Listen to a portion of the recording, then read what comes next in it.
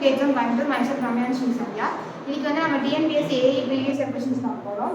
First வந்து high yield strength வந்து என்ன material? So high yield strength வந்து என்ன சொல்லுவாங்கன்னா மாலிபிள் கேஸ்ட் அயர்ன் அப்படின்னு சொல்லுவாங்க.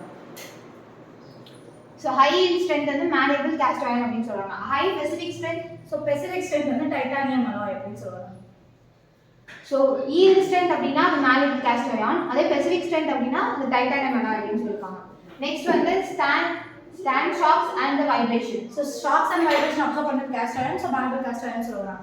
ஓகே, ஷாக்ஸ் அண்ட் வைப்ரேஷன்ஸ் இது பண்ணுறது வந்து மாலிபிள் கேஸ்ட் அயர்ன் அப்படின்னு சொல்லியிருக்காங்க. So yield strength, shock, vibration அப்படின்னாவே அது மாலிபிள் கேஸ்ட் அயர்ன் சொல்லியிருக்காங்க. அதே ஸ்பெசிஃபிக் ஸ்ட்ரென்த்னா அது டைட்டானியம் அலாய். நெக்ஸ்ட் வந்து maintain the magnetic property with magnetic field when the magnetic field is removed. Magnetic field remove ஆனாலும் maintain பண்ணும் மேக்னெட்டிக் ப்ராப்பர்ட்டி அப்படின்னா அது வந்து ஃபெரோ மேக்னெட்டிக் அப்படின்னு சொல்லுவாங்க.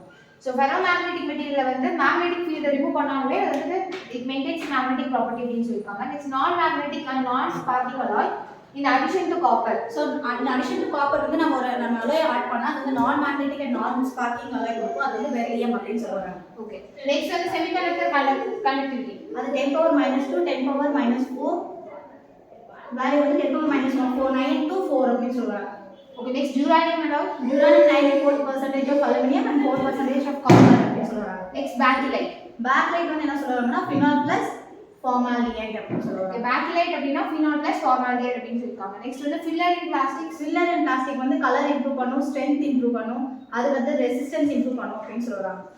நெக்ஸ்ட் வந்து spin moments are associated with the two sets of atom aligned. So இந்த மாதிரி 2 sets of atom aligned spin moment associate பண்ணா அது வந்து ஃபெரோ மேக்னெட்டிக்ல தான் அப்படி இருக்கும் அப்படின்னு சொல்றாங்க. ஓகே, இன்னைக்கு வந்து நம்ம TNPSC previous year material science கொஸ்டின்ஸ்லாம் பார்த்தோம். தேங்க்யூ.